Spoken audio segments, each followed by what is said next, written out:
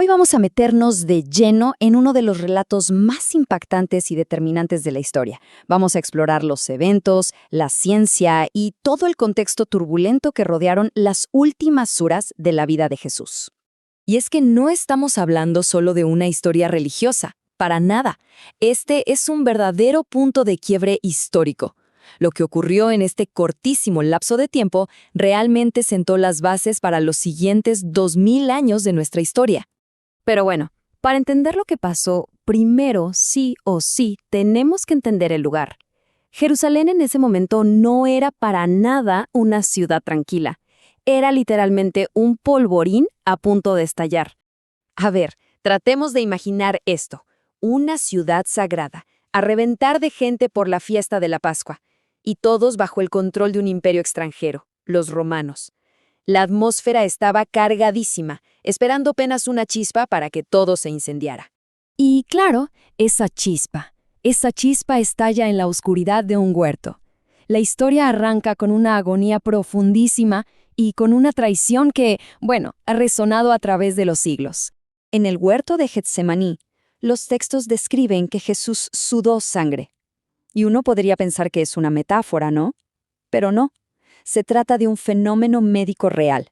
Se llama hematidrosis y nos da una idea del nivel de estrés psicológico que estaba viviendo. Una agonía que se manifestaba físicamente. Ahora, la pregunta clave, ¿por qué un beso? Suena muy simbólico, ¿verdad? Pero la razón era súper práctica. Imaginen la escena. Es de noche, en un huerto oscuro, hay un grupo de hombres vestidos de forma parecida. El beso era la señal clara, inconfundible, para que los guardias supieran exactamente a quién arrestar sin riesgo a equivocarse. Y es justo aquí donde la cosa se empieza a complicar legalmente hablando. De hecho, según muchos expertos, el proceso fue bastante irregular. El arresto da inicio a una especie de maratón judicial doble y súper acelerado. Fíjense bien en esta tabla. El proceso tuvo dos fases. Primero, un juicio religioso ante el Sanedrín, la Corte Suprema Judía.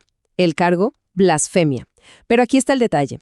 El Sanedrín no tenía poder para ejecutar a nadie. Para eso, necesitaban a los romanos, así que llevan el caso ante Poncio Pilato y transforman el cargo en uno político, sedición.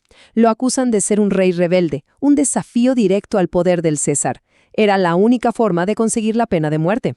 Una vez que se dicta la sentencia, entramos en un análisis casi forense del castigo.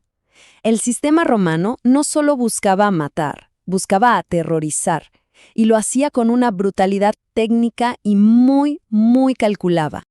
La flagelación romana no era cualquier cosa, ¿eh? No eran simples latigazos, usaban algo llamado flagrum, que era una auténtica arma de tortura.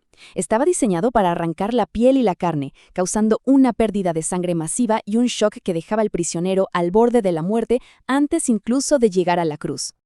Y la corona de espinas, esto ya es crueldad psicológica en estado puro. No se trataba solo de hacer doler, para nada. Era una burla, una humillación. Si él se decía rey de los judíos, los soldados en un acto de sadismo le iban a dar una corona, un cetro y un manto, todo para ridiculizarlo públicamente.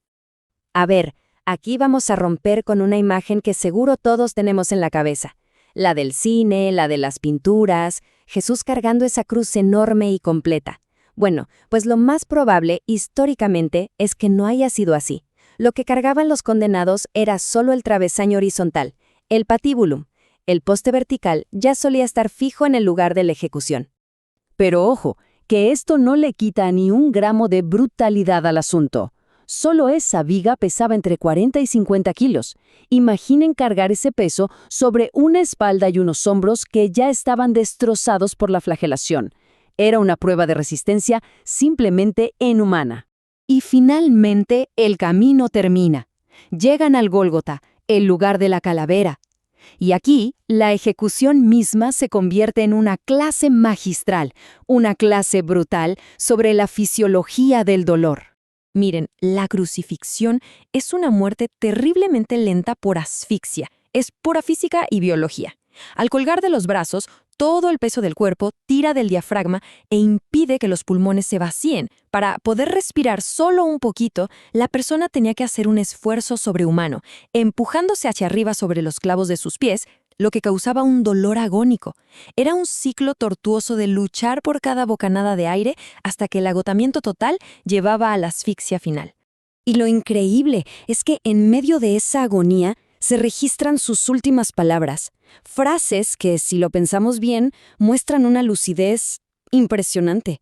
Pide perdón para quienes lo están matando, consuela a otros y finalmente declara que todo está terminado, mostrando una entereza humana que es difícil de comprender hasta el último aliento. Y atentos a este dato, porque es fascinante. Resulta que los evangelios no son los únicos que hablan de eventos raros en ese momento. Historiadores seculares de la época, que no tenían nada que ver con este nuevo movimiento, como Talo y Flegonte, también escribieron sobre una oscuridad extraña, un eclipse solar fuera de lugar y un terremoto que coincidieron con este periodo. Esto le añade una capa de corroboración externa muy intrigante. Pero la muerte no es el final de esta historia. Para nada. De hecho, es justo el comienzo de algo que iba a cambiar el mundo para siempre. El entierro se tuvo que hacer a toda prisa. ¿Por qué? Por la ley judía. Se acercaba el Shabbat, el día de descanso sagrado, y estaba prohibido dejar un cuerpo expuesto. Entonces, un personaje llamado José de Arimatea, que era miembro del mismo Sanedrín que lo condenó, interviene para darle una sepultura digna, aunque rapidísima. Y esta prisa, este entierro rápido, es lo que da pie al gran misterio que lo cambió todo. Porque 3 días después, la tumba estaba vacía. Entonces, ¿qué pasó? Y aquí es donde la narrativa se divide en dos caminos. Por un lado, están las teorías históricas, seculares, que intentan dar una explicación a por qué desapareció el cuerpo. Por el otro, está el relato de la fe, que se fundamenta en la creencia de una resurrección literal y física. El punto es que este hecho, la tumba vacía, se convierte en la piedra angular sobre la que se construirá toda una nueva civilización. Y el impacto de esto es que es alucinante. Pensemos en la escala. Empieza con la ejecución de un predicador en una provincia olvidada del imperio. Y en menos de 350 años, esa nueva fe se convierte en la religión oficial de ese mismo imperio que lo mató.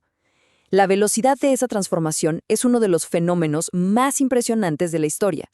Y con esto nos quedamos. La pregunta final va más allá de lo que pasó en esas 12 horas. La verdadera pregunta es, ¿cómo es que la ejecución de un solo hombre, en un rincón perdido del mundo, terminó conquistando al imperio más poderoso de la Tierra, al mismísimo imperio que le dio muerte? Es el momento en que la historia, literalmente, se partió en dos.